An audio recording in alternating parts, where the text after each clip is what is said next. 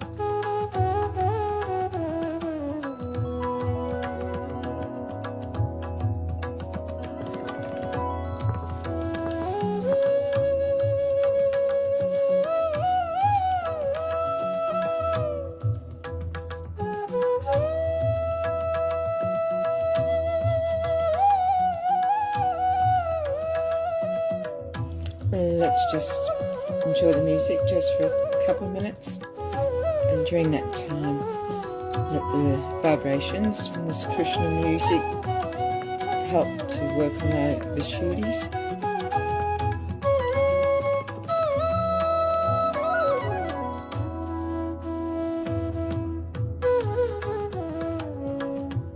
And let's pray to Shri Mataji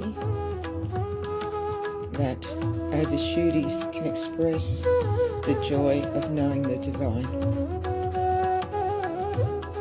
and that we have the sweetness of the divine when we speak to others.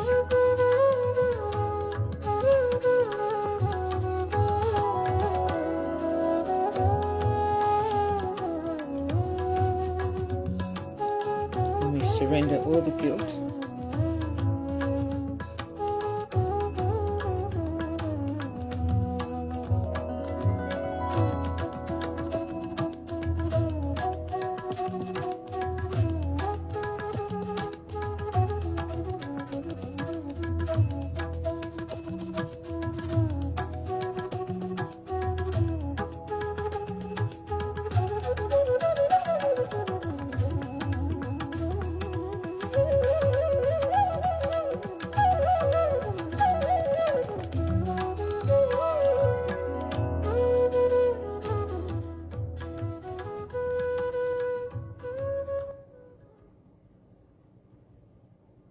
I might play some more of that at the end. It's so beautiful. Our three great mantras. Mataji.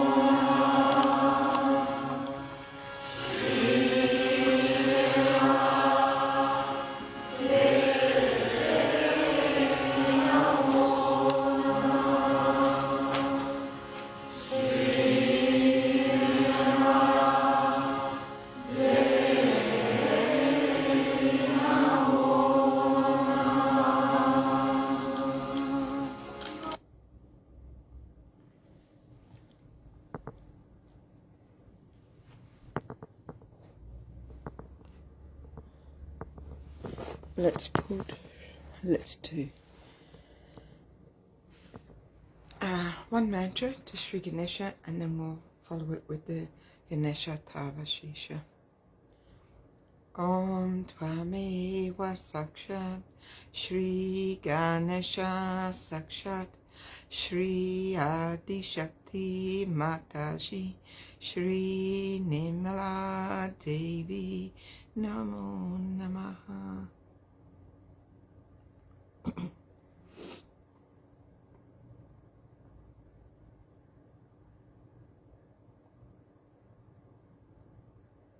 Oops, hold on. Atharva शीर्ष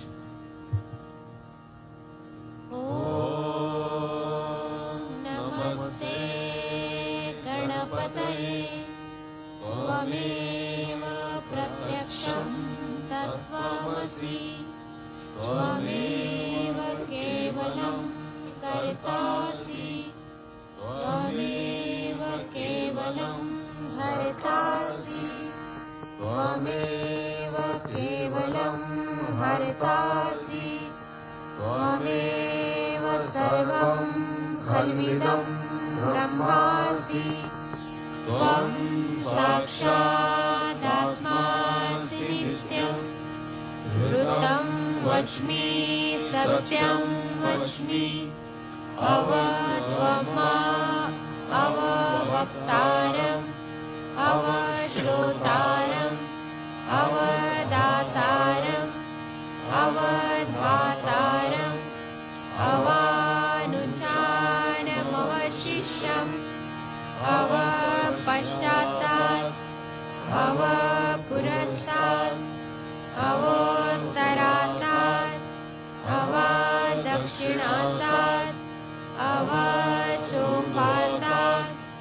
अवाधरात्तात् सर्वतोमान् पाहि पाहि समन्तात् त्वं वाङ्मया स्वं चिन्मया त्वं आनन्दमया स्वं ब्रह्मामया त्वं सच्चिदानन्दाद्वितीयोऽसि त्वं प्रत्यक्षं ब्रह्मासि त्वं ज्ञानमयो विज्ञानमयोऽसि सर्वं जगदिदं त्वत्तो जायते सर्वं जगदिदं त्वत्तश्चिष्यति सर्वं जगदिदं त्वयि लयविष्यति सर्वं जगदिदं त्वयि प्रत्येति त्वां भूमिरापो नलो नीलो नभः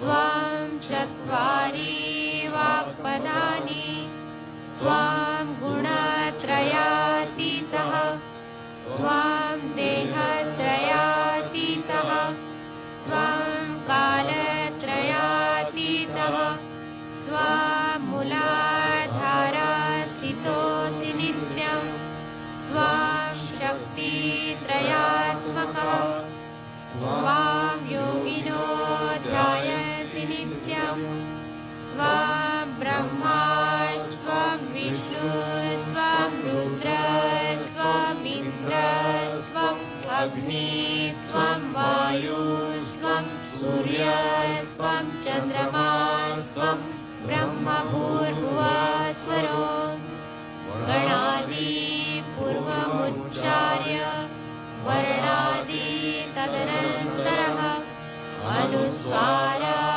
परतरः अर्धेन्दुलस्थितः तारेण रुद्धम् एतत्तव मनुस्वरूपं गकार पूर्वरूपम् अकारो मध्यमरूपम् अनुस्वार शान्त्यरूपम् बिन्दुरुत्तररूपम् नादसन्धारा सहिता सन्धिः सैषा गणेशविद्या गणकर्षिः निःशुद्धायत्री छन्दः गणपतिर्देवता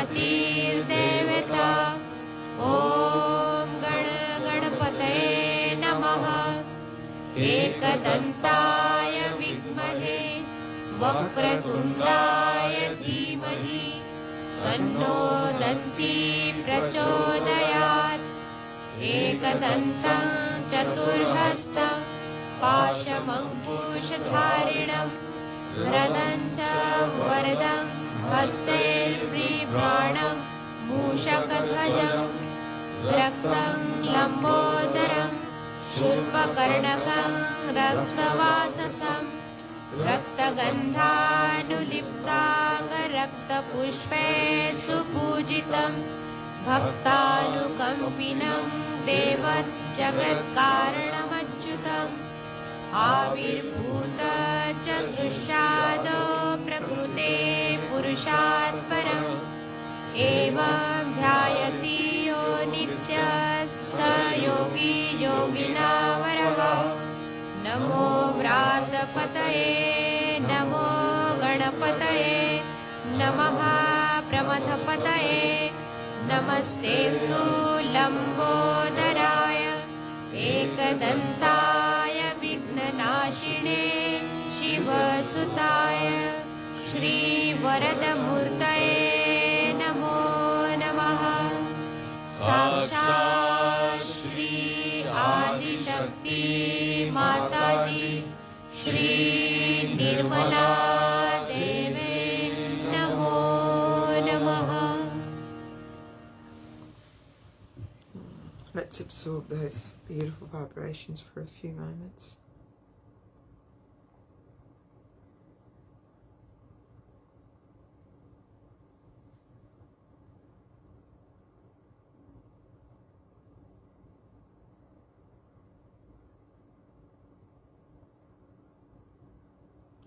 The talk today is from 1990.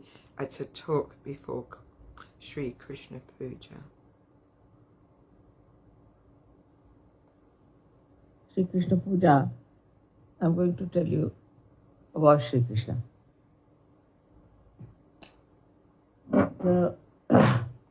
Before that, we should know how the whole thing evolved from Shri Vishnu's evolutionary process.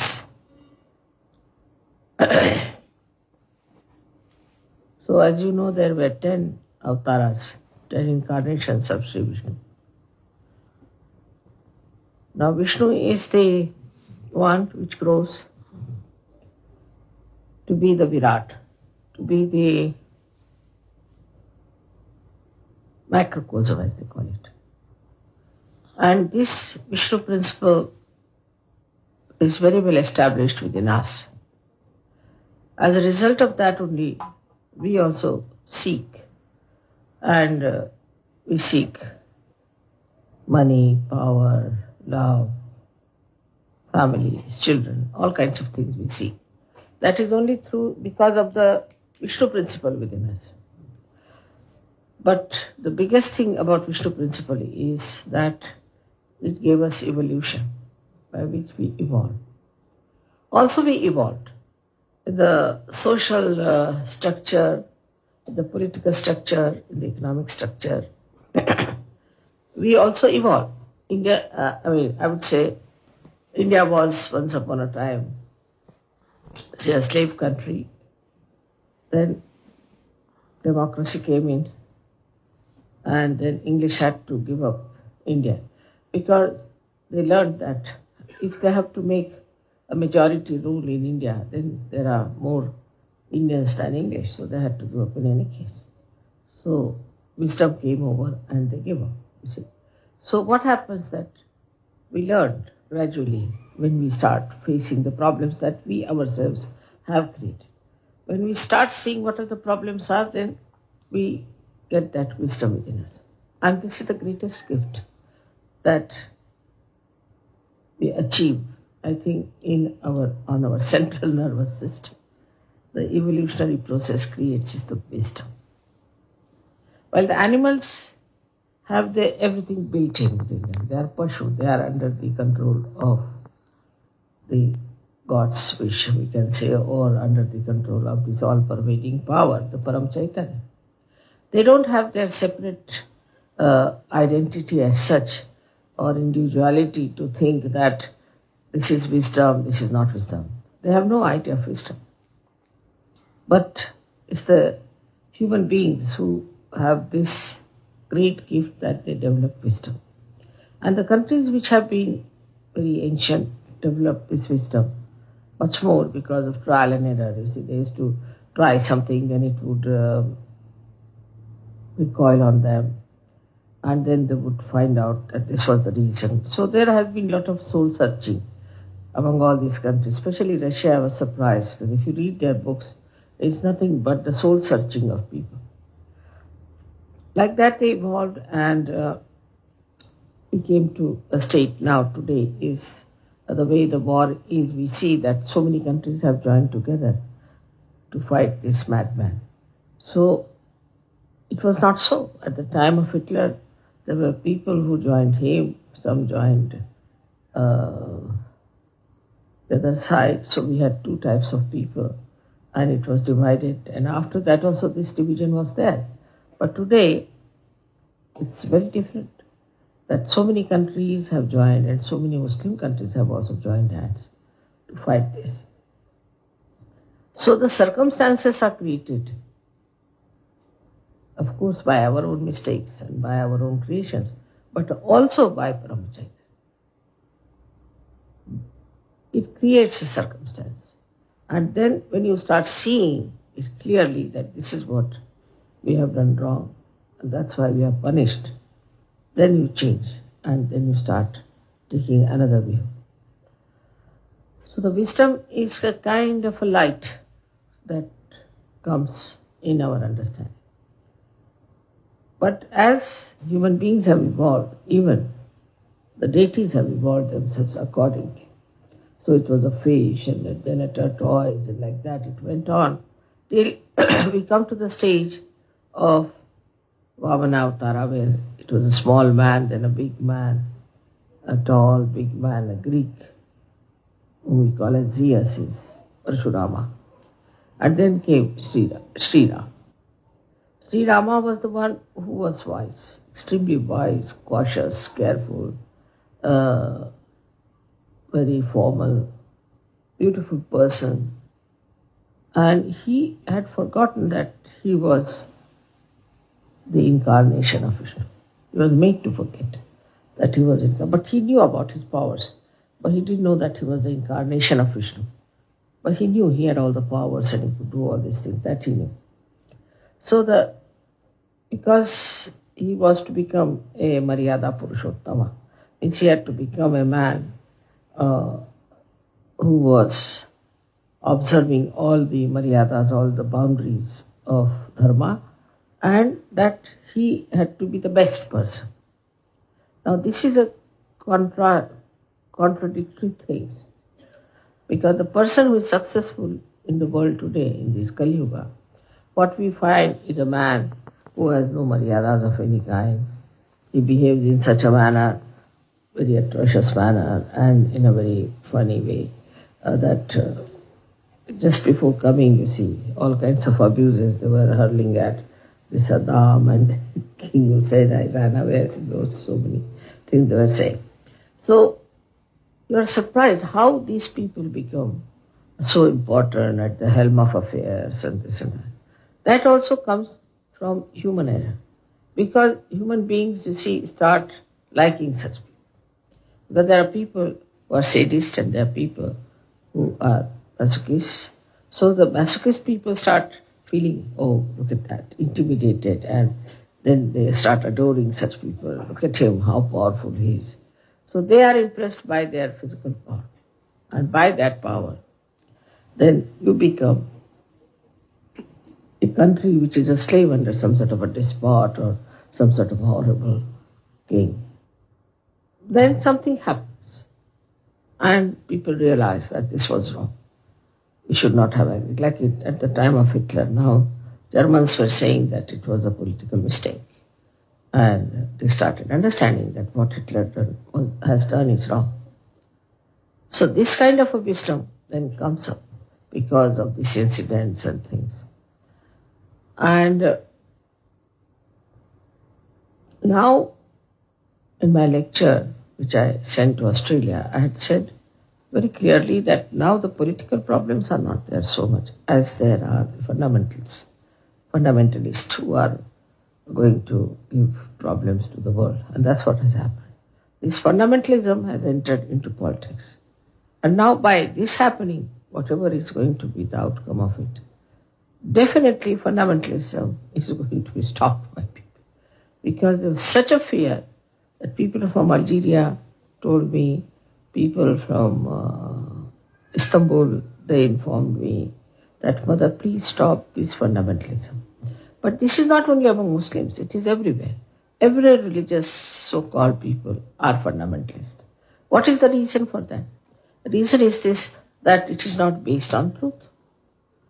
Whatever does not have the base of the truth falls off to some side. So either it will fall off to the right or to the left. And when it falls off to the right, then they become fundamentalist. When it falls out to the left, they start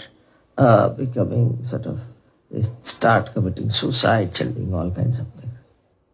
So this fundamentalism is basically there because the religions are not based on the truth.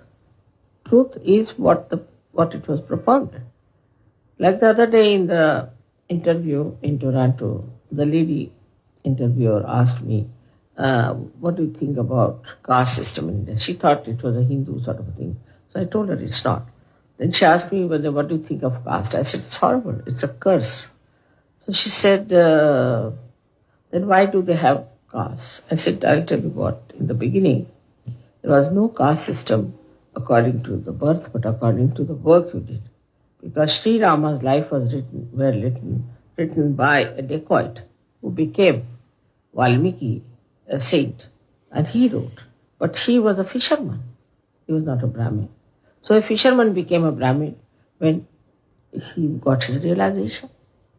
And the second one was the person who wrote Gita was Vyasa. Vyasa was an illegitimate child of a fisherwoman. So how could an illegitimate child of a fisherwoman could become so capable as to write the Gita? But in the Gita they have put wrong things. In the Gita they have put that caste is according to your postnatal personality, means after your birth. So they changed it, definitely. But the point is how they have changed, because the one who was written was not like that. Then I said, they all try to do something against their own religion. That's the best part of it. I said, now see Christianity. Christ has said that thou shalt not have adulterous eyes. In the 10 commandments it says, thou shalt not commit adultery.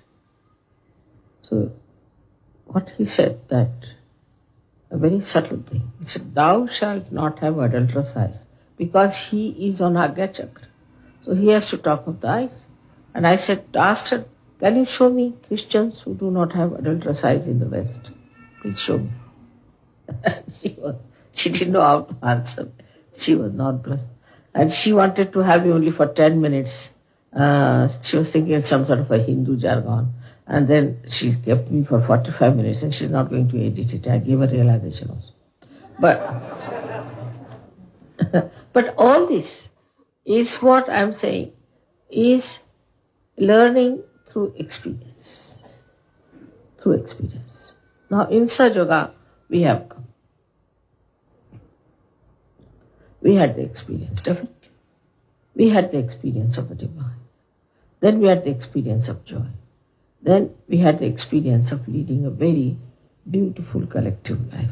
And we really feel we are of one family, born of one mother, one common mother. We are all together as one.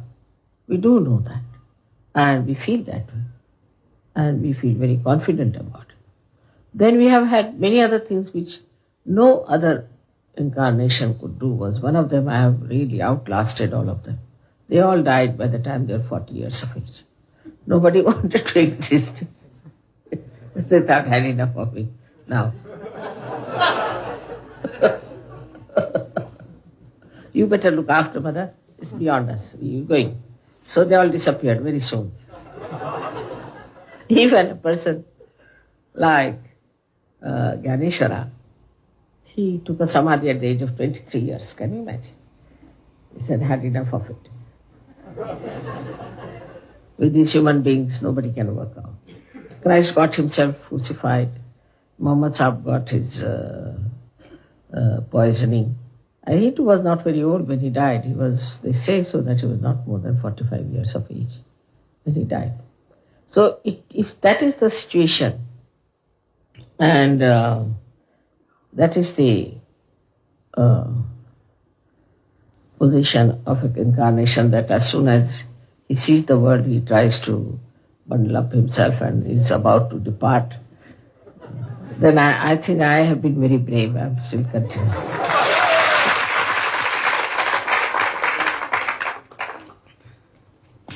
And the responsibility is also of a different nature. They didn't have to give realization to anybody, just to give speech, that's all. It's very easy to give the speech and then get out of this world. That's all they did. Nowhere it is written that they gave realization to anybody or they did anything for anyone like that. Now, what I find that our canvas is very big. First of all, we have so many countries who are involved in Sahaja and who are working it out for themselves. Now, the first canvas we have is that we have people of all types, of all nature, of all levels, with all kinds of conditionings and egos. And I mean, it's every time I find a new variety. See this, then I start wondering now what's that.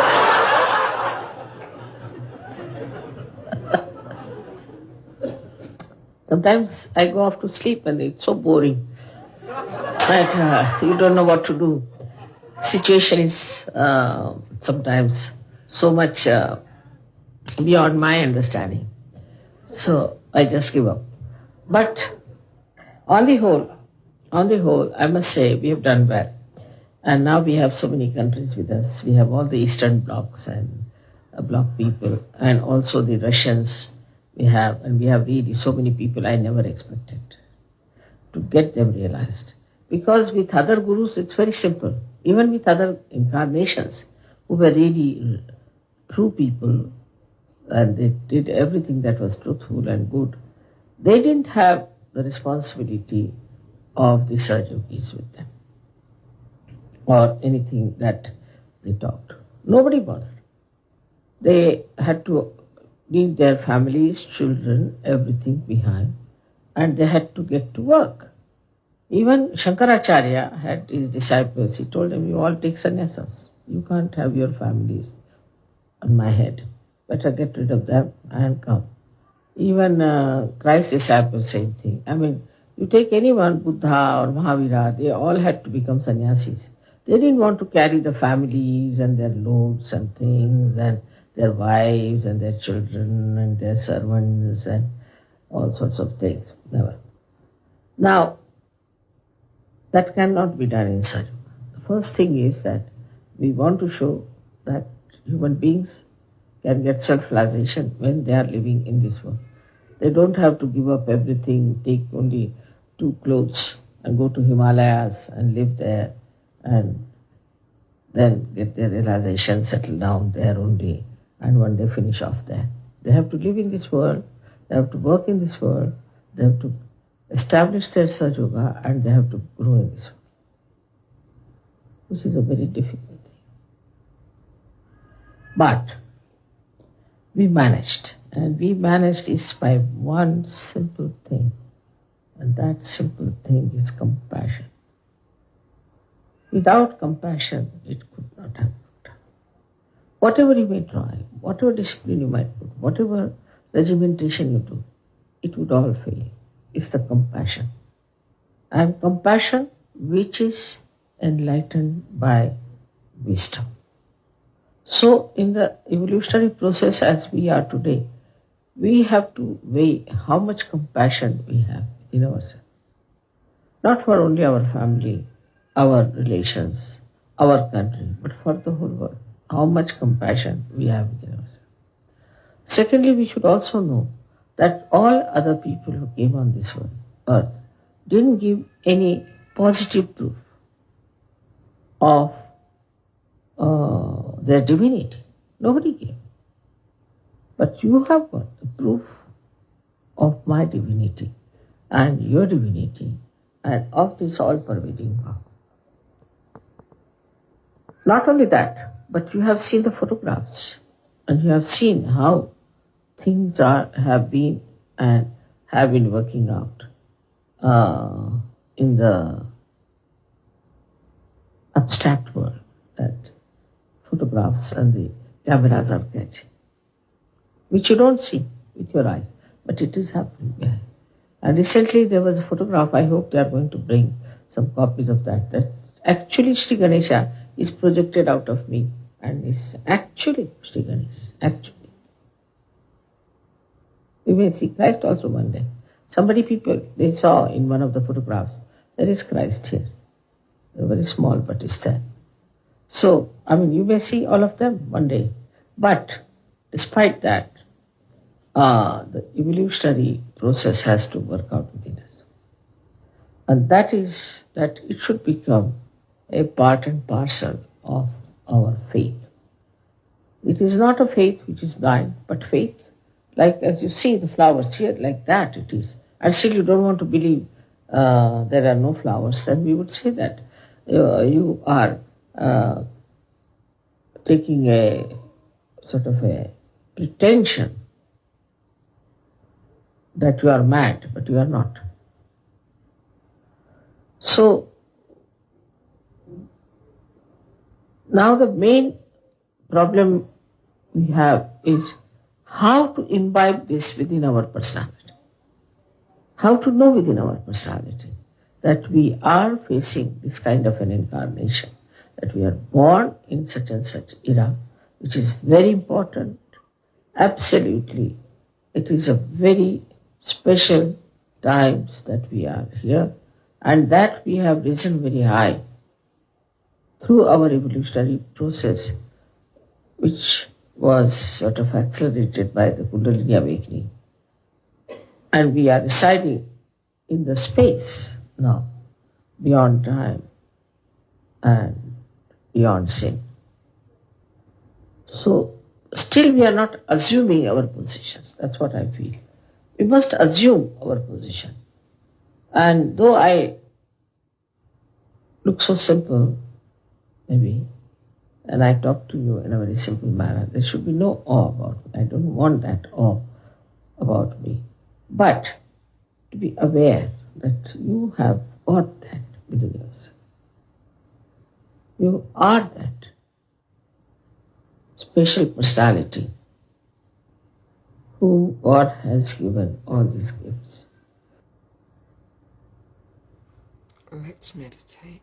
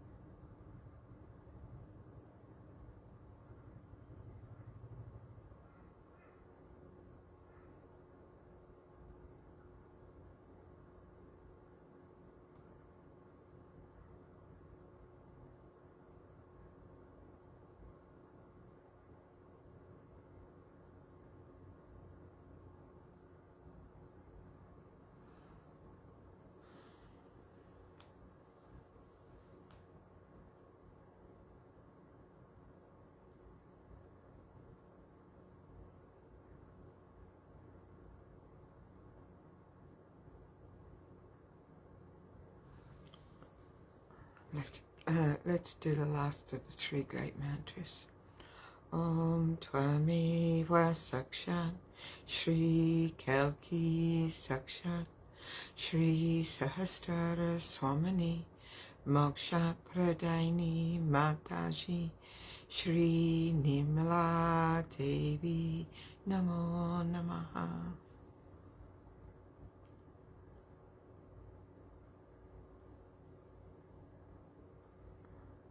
I'm just going to put on some more of that music that we had at the beginning. Thank you very much for joining.